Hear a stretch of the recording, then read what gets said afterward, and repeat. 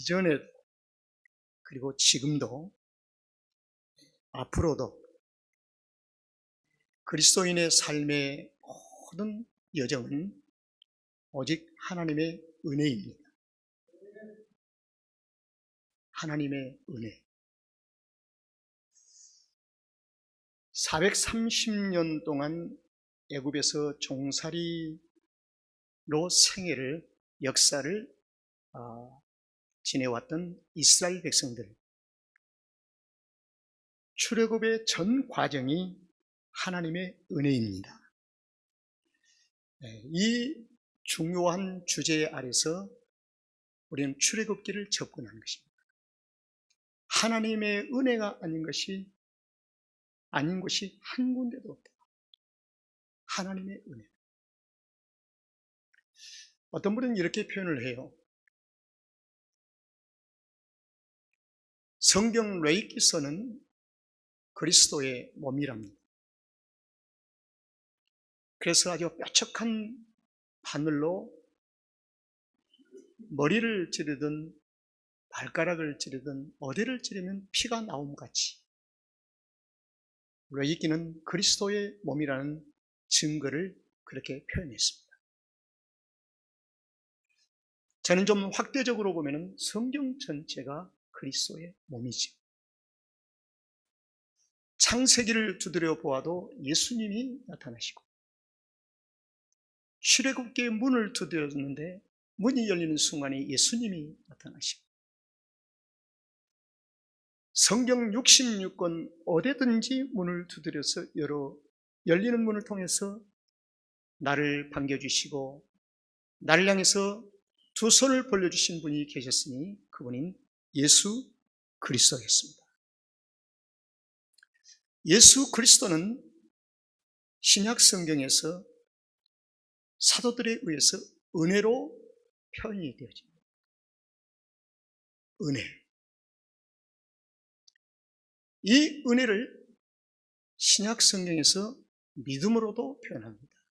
하나님의 은혜로 믿음을 선물로 받았다는 것입니다. 그리고 거기에 대한 열매는 구원이랍니다. 하나님의 은혜로 받은 믿음, 이 믿음으로 우리가 구원을 받았다. 그럼 믿음의 실조는 무엇인가? 주는 그리스도시요 살아계신 하나님의 아들이십니다. 그래서 이전에도 지금도 그리고 앞으로도 오직 하나님의 은혜입니다. 이것은 이스라엘 백성들의만 대상이 아니라 참 이스라엘 되어진 저와 여러분에게 적용될 수 있는 제목이에요. 신원규 목사의 이전에도 그리고 지금도 앞으로도 오직 은혜입니다. 은혜. 그러면 출애굽을 하기 직전까지 첫 번째로부터 10번째 재앙이 있기까지 하나님께서는 백성들에게 주시고자 하는 의도와 목적이 있습니다.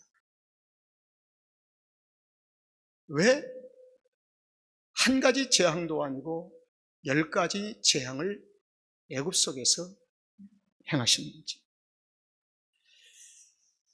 여기에는 하나님의 의도와 하나님의 목적을 첫 번째 재앙부터 10가지 재앙에 이르기까지 완전하게 하나님의 목적과 의도를 드러내시는 과정이 있습니다.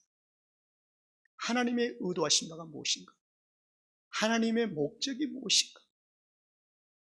그래서 우리는 재앙이 무섭대, 그리고 재앙 앞에 바로가 벌벌 떨고 있대, 단순한 사건으로 그렇게 우리가 접근할 수는 없는 거예요.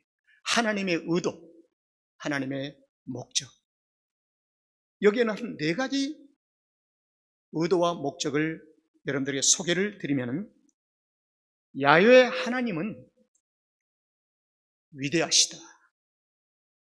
어떠한 신과도 비교될 수 없는 우월성, 정말 우월하시다. 위대하신 모든 신 위에 뛰어나신 하나님. 이것을 10가지 재앙 속에서 하나님이 지금 밝히고 계세요. 드러냈어요. 자신을 드러냈어요. 그리고 두 번째로는 세상인 애굽이 너무너무 악랄함을 그대로 드러내게 합니다.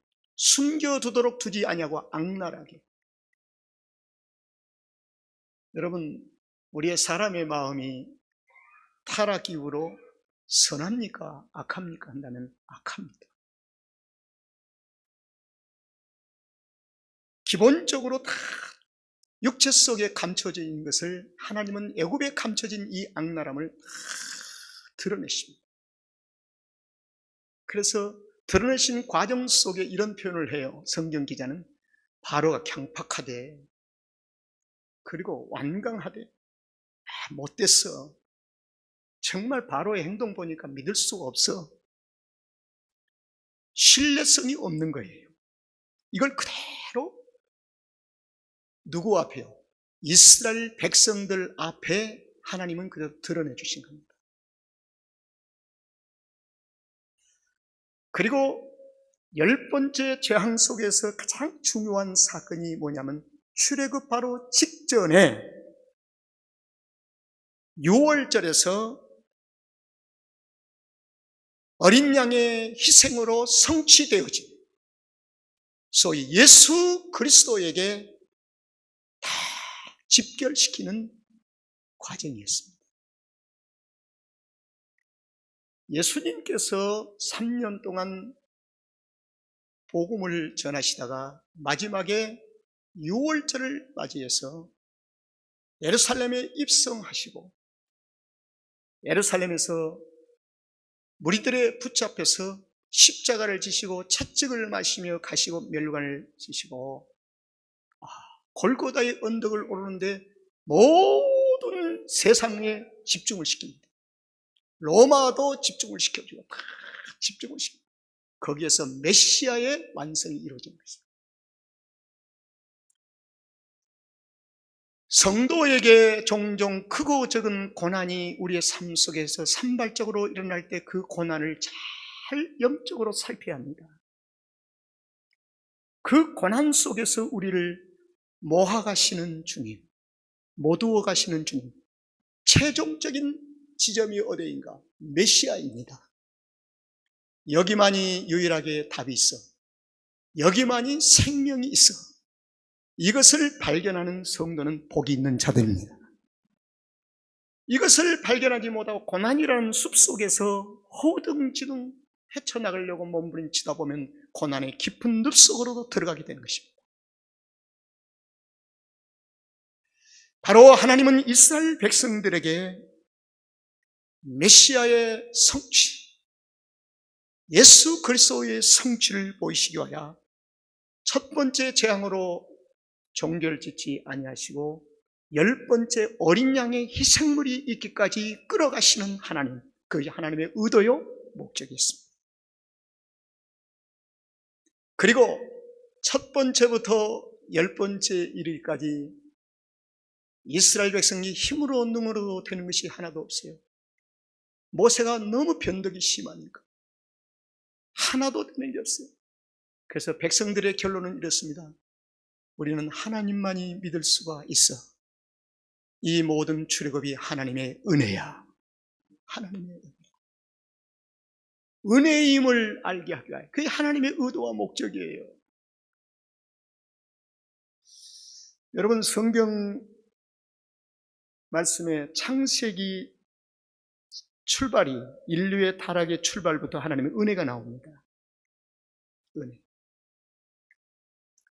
3장에서 드러난 하나님의 은혜, 가죽을 입히는 것, 희생에 대한 은혜는 단순히 우리가 말하는 베품의 의미가 있는 것이 아니라 은혜는 반드시 거기에는 조건이 붙습니다. 희생이 따라야 돼요. 그럼 누구의 희생인가? 하나님인 자신의 희생입니다. 희생. 희생으로 말미암아 주어진 창세기 3장에서 은혜가 드러났어요. 요한계시록의 마지막 22장 21절 마지막 끝 지점에서 주 예수의 은혜가 모든 자들에게 있을지어다. 아멘. 이렇게 끝마쳐요. 이게 은혜로 시작해서 은혜로 마치는 것입니다. 그래서 성경을 읽고 성경을 가까이 하다가 은혜를 우리 삶 속에 찾아오지 못하면 성경 읽는 것은 율법을 읽는 것입니다. 율법을 읽는 것은 무엇을 의미하죠? 법을 받아들이는 거고 사망을 받아들이는 거예요. 율법 아래서는 사망이기 때문에, 심판이기 때문에. 그래서 성경은 율법으로 증거돼서도 안 됩니다. 은혜의 말씀으로 증거돼야 합니다. 그것을 복음이라고 얘기합니다. 복음. 그래서 성경 전체의 주제는 하나님의 은혜입니다. 그런데요, 은혜는 몇 가지 조건이 있습니다. 몇 가지 조건을 요구하는데 그 첫 번째 조건이 뭐냐면 여호와의 말씀 안에 있어라. 여호와의 말씀 안에 있어라. 그냥 아무데나 있는데 은혜를 달라고 할 수 없어요. 탕자가 아버지의 품을 떠나서 니나노 하면서 세상에 하면서 은혜 주세요 할 수 있는가요? 하는 문제입니다. 여호와의 말씀 안에 있어야 합니다. 여기서는 제가 하나님의 말씀 안에 편치 아니하고 여호와의 말씀 안에 있어야 한다는 이 표현을 하는 것은 구체적인 의미가 있습니다. 여호와 하나님, 하나님은 전지전능하신 하나님, 보좌에 계신 하나님, 여호와는 이 땅에서 우리 가운데서 일을 시작하시고 행동하시는 하나님으로, 야훼 하나님으로.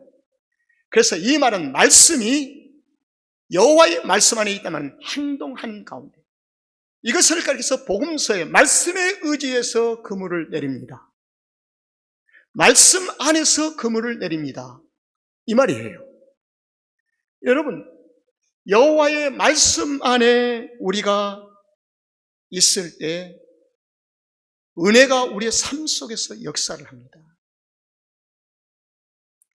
그리고 두 번째는 무교병을 먹을 때, 무교병. 성도는 무교병을 먹고 살아야 합니다. 자, 이걸 신약적인 표현으로 말씀드립니다. 회개를 먹고 살아야 합니다. 회개를 먹고 살아야 돼요. 동의하시면 아멘 하세요. 회개를 먹고 살아야 돼요. 회개가 중단되면 유교병으로 가는 것입니다. 회개는 죄사함을 받는 길입니다. 죄를 먹지 않는 영적인 출발점입니다. 그래서 무교병을 먹어야 돼요. 그 다음에 세 번째로는 예수 그리스도 안에 살아야 합니다. 그래서 초대교회 성도들, 우리의 신앙의 선배들은 즐겨 쓰는 용어가 있습니다. 예수 안에 형제들이여, 우리는 그리스도 예수 안에 있는 자들이요. 예수 안에 있다고 하는 것이 얼마나 존귀하고 귀한지, 예수 안에 있는 자들을 가리켜서 그리스도인이라고 세상 사람들이 불렀습니다. 저들은 예수 안이라고 하는 울타리는 볼 수가 없는데 저들이 가만히 보니까 예수 안에 있는 자들이야. 저들이 그리스도인이야. 그때부터 크리스찬이라고 하는 것이, 그럼 그리스도인이라는 말, 울타리 안에 있는 양은 그 목동의 목자의 주인, 소유인 것처럼 예수 안에 있는 자들은 예수의 것입니다. 그래서 예수 그리스도의 것이라는 것을 크리스찬이라고 불러요. 크라이스트, 크리스찬, 예수님의 것이라는 것입니다. 우리의 진정한 소유는 예수님의 것인 줄로 믿습니다. 예. 그리고 네 번째로 은혜 안에 있는 몇 가지 조건 중에 뭐냐면 모든 것이 하나님께로부터 왔고 모든 것이 하나님의 은혜임을 인정할 때 은혜가 내 안에 머무릅니다. 모든 것이 하나님로부터 왔습니다. 자, 여러분 한 가지 이 질문을 꼭 던지고 싶어요. 여러분 안에 생명이 있습니까? 생명이 있어요? 그 생명이 어디서 왔습니까? 그 생명이 무슨 생명이죠? 예수의 생명입니다. 예수의 생명이 우리 안에 왔기 때문에 우리는 그리스도와 함께 더불어 생명이 탄생되어진 것입니다. 예수 안에 생명, 우리 안에 생명이 있는 거예요. 은혜는 하나님과 성도 사이의 관계, 아주 중요한 관계를 유지하며 진행할 수 있는 유일한 영적인 삶이에요. 그러면 오늘 본문에서 제목을 한번 띄워주시고, 본문에서 지금까지 말씀드린 이유의 4가지를 한번 다 찾아보려고 합니다. 성경 본문 말씀 중에 있습니다. 이전에도 지금도 그리고 앞으로도 오직 하나님의 은혜. 이 제목 앞에 여러분들이 동의를 받아내기 위해서 저는 아멘의 동의를 받아내기 위해서 지금까지 서론을 말씀드렸어요. 이전에도 지금도 그리고 앞으로도 오직 하나님의 은혜. 아멘. 자, 동의의 공통적인 분모를 가지고 이제 오늘 본문 속에서 간단하게 4가지를 찾으려고 합니다. 29절을 한번 보겠습니다. 밤중에 여호와께서 애굽 땅에서 모든 처음 난 것과 곧 위에 앉은 바로의 장자로부터 옥에 갇힌 사람의 장자까지와 생축에 처음 난 것을 다 어떻게 해요? 치시며, 조금 더 잔인한 표현을 쓴다면 죽였다는 겁니다. 죽였다는 거예요.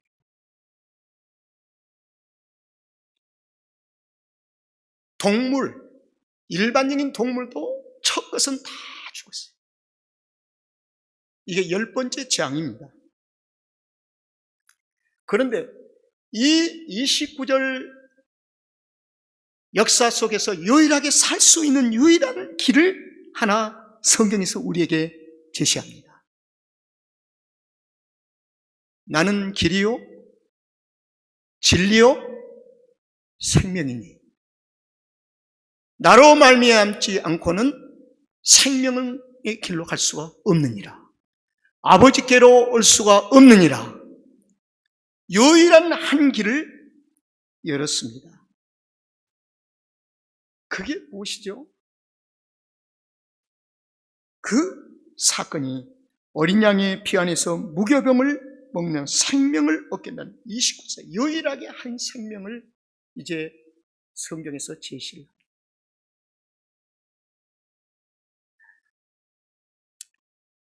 저는 이 5절이 우리에게 던지는 시사한 바가 크다고 생각합니다. 자, 저와 여러분이 처음 난 것이 해당되지 않는 사람이 있겠습니까?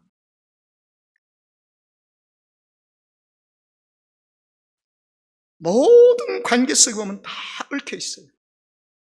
그래서 애굽에서는 바로로부터 시작해서 옥에 갇힌 사람들에 이르기까지 전 애굽 사람들이 여기에 적용이 되었기 때문에 통곡하고 울기 시작합니다. 큰 호곡이 있었습니다. 이는 그 나라에 사망치 아니한 집이 하나도 없었습니다. 여러분, 여기서 하나님의 은혜의 필요성을 느낍니다. 은혜는 뭘까요? 생명이지요. 하나님 살려주세요. 유일하게 우리를 구원하시고 우리를 살려주시고 우리에게 생명을 주실 분은 여호와 하나님이십니다.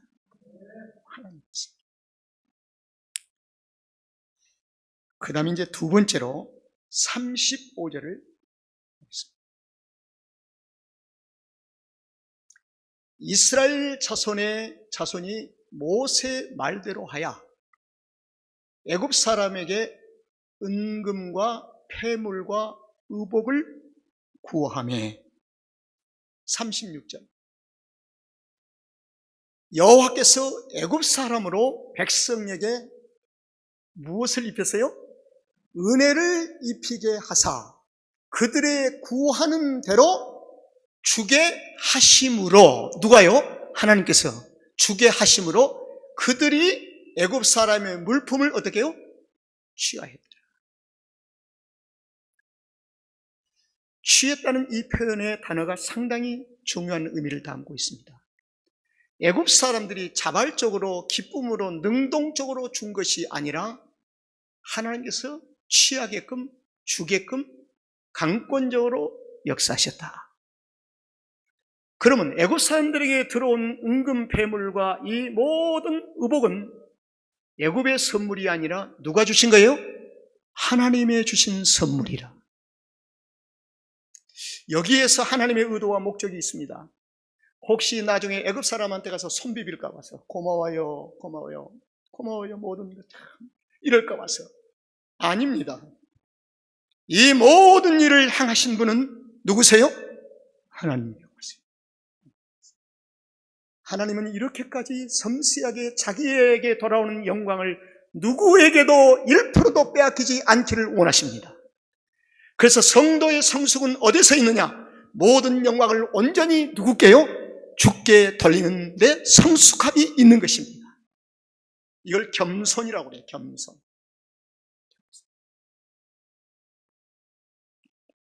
자, 그런데요, 은금 패물과 의복을 구함에 애굽 백성들에게 은혜를 하나님이 강권적으로 해서 이스라엘 백성에게 다 주게끔 구하는 대로 주는 거예요. 출애굽을 앞두고 바쁜 시간에 은금 패물 달라니까 그냥 쑥쑥 내주는 거예요. 이 일을 진행하고 계시는 하나님. 그런데 이 은금 패물이 누구의 소유인가 하는 문제입니다. 아주 중요한 얘기. 이스라엘 백성들의 육체의 소유가 될 것인가, 아니면 하나님의 궁극적인 소유가 될 것인가, 아니면 임시적으로 맡기시는 하나님의 청지기로서의 이스라엘 백성들에게 단순히 맡기신 하나님이신가? 중요한 얘기입니다. 출애굽기 25장을 가니까 이 문제가 답을 던지고 있어요. 하나님께서 성소를 지으시려고 모세에게 명령하시고 아론에게 명령하셨는데 그때 진정한 시험이 들어갑니다. 테스팅이 들어갑니다. 어떻게 들어갑니까? 25장 2절의 말씀에 보니까 즐거운 마음으로 은금 패물을 내는 자에게서 내게 드리는 것을 너희가 받을지니라. 성막 짓기 위하여, 성소에 하나님의 모든 성전을 짓기 위하여 그때 은금 패물을 일시적으로 누구에게요? 백성들에게 맡기신 것입니다. 자, 답이 나왔습니다. 소유가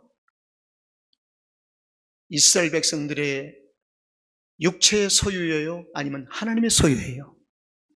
그러면 하나님의 소유를 잠시 맡기셨으므로 청지기에 불과합니다.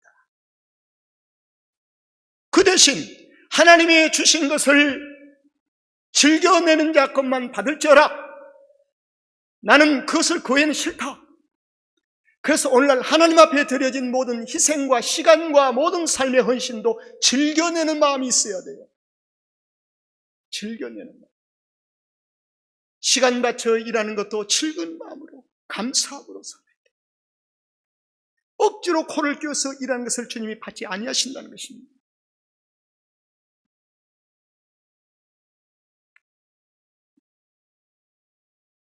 즐겨내는 것만 받아라. 은혜는 자신의 육체를 위해서 주신 것이 아니라 주를 위해서 주신 선물입니다. 우리의 삶에 주신 것도 주님을 위해서. 자녀를 사랑하세요. 그 대신 주님보다는 더 사랑하지 마세요.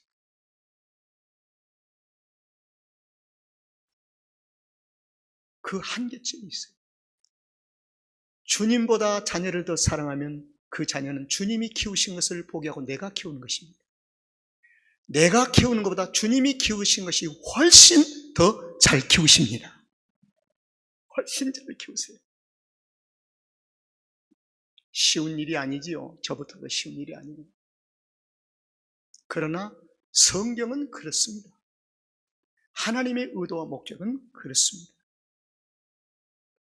자, 그 다음에 세 번째로 39절을 보시겠습니다. 39절.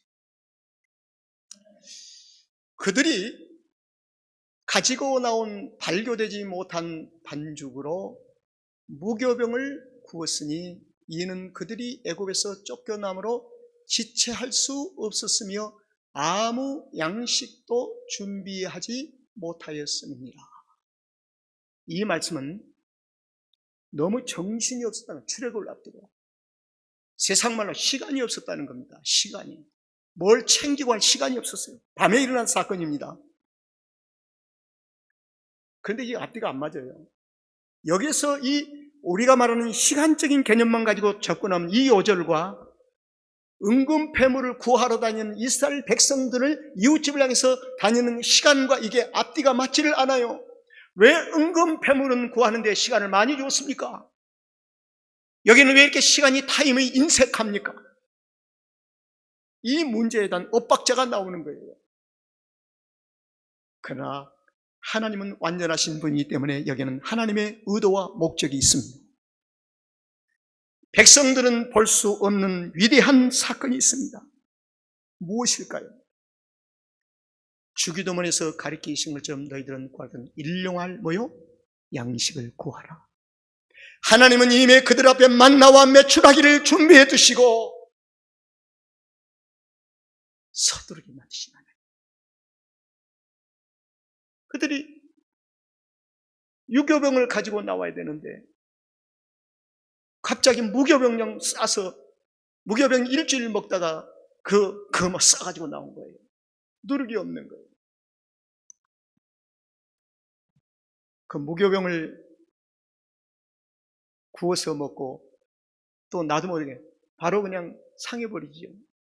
그래서 만나와 메추라기의 삶이 무엇입니까? 만나도 항아리에 저장하지 말라. 하나님이 예비해 주시고 하나님이 준비해 주셨다는 것입니다. 성도들이여, 내일에 대한 염려와 근심을 필요 이상으로 그 적정한 선을 넘지 마십시오. 그것도 불신앙이고 그것도 하나님 앞에 맡기지 못하고 하나님을 신뢰치 못한 불신앙입니다. 모든 것을 다 주께 맡기시기를 주의 이름으로 축원합니다. 그리하면 주님께서 내일에 대한 삶을 반드시 책임져 주실 것입니다. 이스라엘 백성들 앞에 지금 출애굽한 밤에는 만나와 메추라기는 안 보여도 하나님은 다 예비해 두고 계신다는 것입니다. 여러분과 나의 인생의 미래 하나님은 다 예비해 두고 계신 줄로 믿습니다. 마지막으로 40절, 42절. 이스라엘 자손이 애굽에 거주한 지 몇 년이에요? 430년. 또 41절에 또 430년이 때가 찼다고 그랬어요. 하나님은 마침표를 분명히 딱 찍으신 분이시구나. 430년, 그래서 강조를 하는 겁니다, 성경에. 마침표를 정확하게 찍어버려요. 그래서 신약에서 너는 새로운 피조물이라. 이전 것은 지나갔으니 보라 뭐요? 새 것이 되었다. 정확한 삶의 방향을 설정하시는 하나님. 다시 돌아갈 수 없는 것이다. 기억할 수 없는 것이다. 이 모든 것이 오직 하나님의 은혜로 된 것입니다. 자, 정리해 드립니다. 애굽과 바로의 선의로 백성들이 출애굽을 하고 또 은금 패물을 가지고 나오고 의복도 가지고 나온 것이 아니라 선의로 나온 것이 아니라 6월절 마지막 어린 양 잠대 마지막 저항 때 손을 들어버린 것이죠. 이건 하나님의 완전한 심판, 하나님의 전지전능하심, 그리고 그들을 마침내 거기에 두지 아니하시고 홍해까지 끌고 오세요. 하나님은 바로의 모든 군대를 끌고 오세요. 스스로 온 것이 아닙니다. 하나님이 끌고 오신 거예요. 왜 그랬어요? 홍해에다가 수장시키기 위하여, 그리고 하나님의 완전한 승리를 대적으로 선포케 하시기 위하여, 완전한 승리를 선포케 하시기 위하여, 다 이루었다고 하는 마침표를 찍기 위하여. 모세와 아론의 탁월한 지도력에 의해서 출애굽이 되어진 것이 아닙니다. 그래서 탁월한 지도력이 아니라는 것을 강조하기 위해서 성경 기자는 모세의 연약함과 부족함과 아론의 부족함을 성경은 낱낱이 다 기록해 주고 있습니다. 모세의 탁월한 지도력이 아니에요. 하나님의 은혜인 줄로 믿습니다. 출애굽이 오직 하나님의 은혜로 된 것이라는 것을 알리신 겁니다. 이 은혜를 지금 저와 여러분이 입은 자들입니다. 할렐루야, 입은 자들이에요. 우리는 애굽 사람이 아니에요. 참 이스라엘이에요. 그래서 오늘 저는 이 찬송가를, 내일 일은 난 몰라요, 이 찬송을 마지막 장으로 고른 이유가 있습니다. 이것은 삶을 포기하고 하는 허무주의자가 부르는 노래가 아니에요. 온전히 내일을 주님 앞에 맡기는 신앙 고백으로, 정말 나는 내일을 모릅니다. 그러나 주님은 아십니다. 그래서 주님 앞에 모든 것을 맡깁니다. 이런 마음으로 신앙 고백을 함께 담아서 주께 올려드리기 위하여 찬송 내일 일은 난 몰라요를 선택했습니다. 우리 찬송하겠습니다.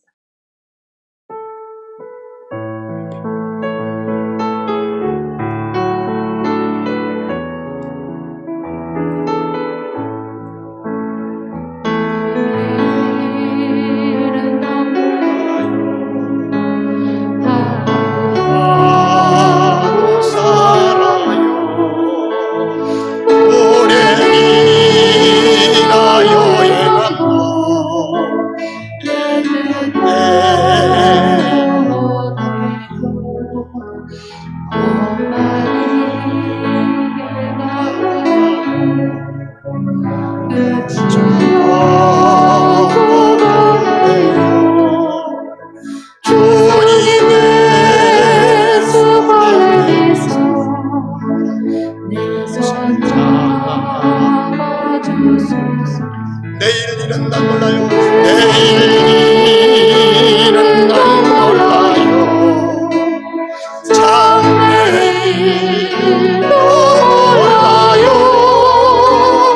아버지여 보소서. 평탄한 길 주옵소서. 다 같이 일어나셔서 좁은